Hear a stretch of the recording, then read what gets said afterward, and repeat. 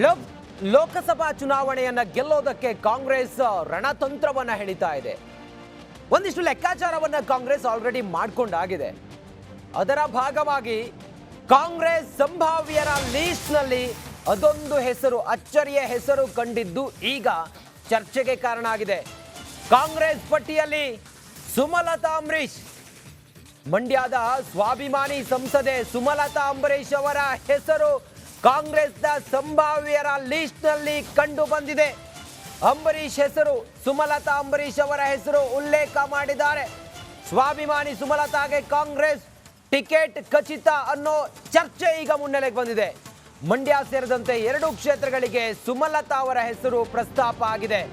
ಆ ಮೂಲಕ ಸ್ವಾಭಿಮಾನಿ ಮತಗಳನ್ನ ಗಳಿಸಿ ಮಂಡ್ಯದಲ್ಲಿ ರೋಚಕವಾಗಿ ಹಿಂದಿನ ಲೋಕಸಭಾ ಚುನಾವಣೆಯಲ್ಲಿ ಗೆದ್ದು ಅದಾದ ನಂತರ ಬಿಜೆಪಿಗೆ ಬೆಂಬಲವನ್ನ ಕೊಟ್ಟಂತ ಸುಮಲತಾ ಈ ಬಾರಿ ಕಾಂಗ್ರೆಸ್ನಿಂದ ಸ್ಪರ್ಧೆ ಮಾಡ್ತಾರ. ಸುಮಲತಾ ಸೇರ್ಪಡೆಯನ್ನ ಗೌಪ್ಯವಾಗಿ ಕಾಂಗ್ರೆಸ್ ಪಾಳೆಯ ಇಟ್ಟಿದ್ಯಾ? ಸೇರ್ಪಡೆಗೂ ಮುನ್ನವೇ ಕಾಂಗ್ರೆಸ್ನಲ್ಲೇ ಕೆಲವರಿಂದ ವಿರೋಧ ಇದೆ. ಮಂಡ್ಯ ಕಾಂಗ್ರೆಸ್ನಲ್ಲೂ ಕೂಡ ಸುಮಲತಾ ಸೇರ್ಪಡೆಗೆ ಅಪಸ್ವರ ಕೇಳಿ ಬಂದಿದೆ. ಎಲ್ಲಾ ನಾಯಕರ ವಿಶ್ವಾಸವನ್ನ ಪಡೆದುಕೊಂಡು ಆ ನಂತರ ಮುಂದಿನ ಕ್ರಮವನ್ನ ತೆಗೆದುಕೊಳ್ಳುವ ತೀರ್ಮಾನ ಏನಾದರೂ ಇದೆಯಾ? ಲೋಕಸಭಾ ಚುನಾವಣೆ ಹೊತ್ತಿನಲ್ಲಿ ಅಧಿಕೃತ ಘೋಷಣೆ ಮಾಡುವಂತ ಸಾಧ್ಯತೆ ಇದೆ. ಒಂದಂತೂ ಕ್ಲಿಯರ್ ಆಗಿದೆ, ಸುಮಲತಾ ಅಂಬರೀಶ್ ಅವರು ಕಾಂಗ್ರೆಸ್ ಕಡೆ ಹೆಜ್ಜೆ ಇಟ್ಟಿದ್ದಾರೆ ಅನ್ನೋದು ಇದರಲ್ಲಿ ಬಹಳ ಕ್ಲಿಯರ್ ಆಗಿ ಗೊತ್ತಾಗ್ತಾ ಇದೆ. MP ಕ್ಯಾಂಡಿಡೇಟ್ ಕೊಡ್ತೀವಿ, MP ಕ್ಯಾಂಡಿಡೇಟ್ ಕೊಡೋಕ್ಕಿಲ್ಲ ಅಂತಲ್ವಾ? JDS ಅಲ್ಲಿ ಡಿಸೈಡ್ ಆಗಿದೆ ಅಂತ ಆಗಲಿ, ಅದು ಅವ್ರ ಪಕ್ಷಕ್ಕೆ ಬಿಟ್ಟದ್ದು. JDS ಅಲ್ಲಿ BJPನಲ್ಲಿ ಯಾರು ಆಗ್ತಾರೆ ಯಾರು ಬಿಡ್ತಾರೆ ಅದು ನಮಗೆ ಸಂಬಂಧ ಇಲ್ಲದೆ ಇರೋ ವಿಚಾರ. ಅವ್ರು ಯಾರನ್ನಾರು ಫಿಕ್ಸ್ ಮಾಡ್ಕೊಳ್ಳಿ. ಬಟ್ ನಮ್ಮ ಪಕ್ಷದ ಅಭ್ಯರ್ಥಿಯನ್ನು ನಾವೆಲ್ಲ ಶಾಸಕರು, ಕಾರ್ಯಕರ್ತರು, ಲೀಡರ್ಗಳು ಕೂತು ಡಿಸ್ಕಸ್ ಮಾಡಿ ನಮ್ಮ ಹೈಕಮಾಂಡ್ ಜೊತೆ ಚರ್ಚೆ ಮಾಡಿ ತೀರ್ಮಾನ ಮಾಡ್ತೀವಿ. ನಾವು ತಯಾರಾಗಿದ್ದೀವಿ. ಇನ್ನೂ ಹೆಸರನ್ನ ಬಿಡುಗಡೆ ಮಾಡಿಲ್ಲ, ಸಂದರ್ಭ ಬಂದಾಗ ಬಿಡುಗಡೆ ಮಾಡ್ತೀವಿ. MP ಕ್ಯಾಂಡಿಡೇಟ್ ಕೊಡ್ತೀವಿ, MP ಕ್ಯಾಂಡಿಡೇಟ್ ಕೊಡೋಕ್ಕಿಲ್ಲ ಅಂತಲ್ವಾ?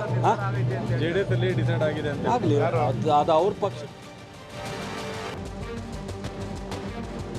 ಇದೆಲ್ಲದರ ನಡುವೆ ಚುನಾವಣೆಯನ್ನು ಹತ್ರ ಬರ್ತಾ ಇದೆ. ಲೋಕಸಭಾ ಚುನಾವಣೆಗೆ, ಈ ಚುನಾವಣೆಗೆ ದಳಪತಿಗಳು ಸರ್ವ ಸನ್ನದ್ಧರಾಗಿದ್ದ ಹಾಗೆ ಕಾಣಿಸ್ತಾ ಇದೆ. ಈ ಹಿಂದೆ ಲೋಕಸಭಾ ಚುನಾವಣೆಯಲ್ಲಿ ಕಾಂಗ್ರೆಸ್ ಮತ್ತೆ JDS ಮೈತ್ರಿಯನ್ನ ಮಾಡಿಕೊಂಡು ಹೇಳ ಹೆಸರಿಲ್ಲದಂತಾಗಿತ್ತು ಕಾಂಗ್ರೆಸ್ ಮತ್ತೆ JDSನ ಪರಿಸ್ಥಿತಿ.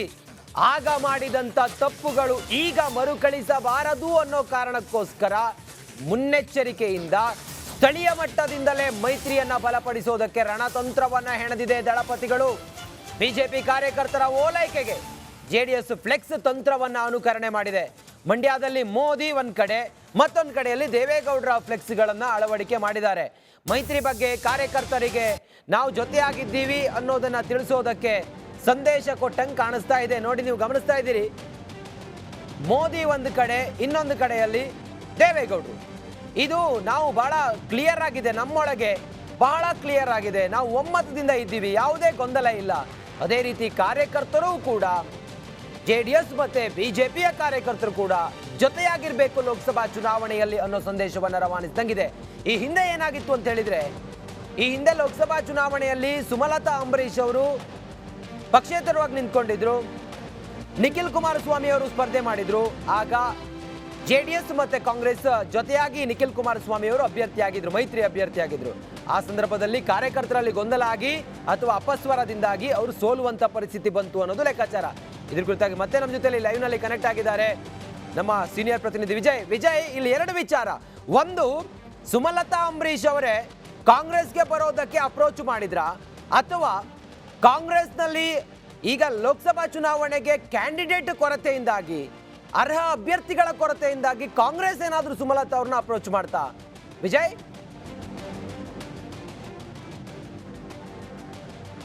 ರಂಜಿತ್, ಒಂದು ರೀತಿಯಲ್ಲಿ ಅದು 2 ರೀತಿಯಲ್ಲಿ ಕೂಡ ಏನು ಬೆಳವಣಿಗೆ ಆಗಿರುವಂಥದ್ದು. ಮುಂದಿನ ಲೋಕಸಭಾ ಚುನಾವಣೆಯಲ್ಲಿ ಬಿಜೆಪಿ JDS ಮೈತ್ರಿಯ ಹಿನ್ನೆಲೆಯಲ್ಲಿ ಅಲ್ಲಿ ಮಂಡ್ಯದಲ್ಲಿ ಸುಮಲತಾ ಅವರಿಗೆ ಟಿಕೆಟ್ ಅನ್ನು ಬಹುತೇಕ ಕೈತಪ್ಪುವಂಥದ್ದು ಕನ್ಫರ್ಮ್ ಆಗಿರುವಂಥದ್ದು. ಅದರ ಜೊತೆಗೆ ಕಳೆದ ಲೋಕಸಭಾ ಚುನಾವಣೆಯಲ್ಲಿ ಇದ್ದಂತಹ ಒಂದು ಪರಿಸ್ಥಿತಿ ಸುಮಲತಾಗೆ ಈ ಬಾರಿ ಇಲ್ಲ. ಯಾಕೆಂದ್ರೆ ಕಳೆದ ವಿಧಾನಸಭಾ ಚುನಾವಣೆಯಲ್ಲಿ ಕಾಂಗ್ರೆಸ್ ಕದವನ್ನು ತಟ್ಟಿದ್ರು ಸುಮಲತಾ. ಕಾಂಗ್ರೆಸ್ ಕದವನ್ನು ತಟ್ಟಿದ ಹಿನ್ನೆಲೆಯಲ್ಲಿ ಅಲ್ಲಿ ವಿರೋಧ ವ್ಯಕ್ತವಾಗಿತ್ತು.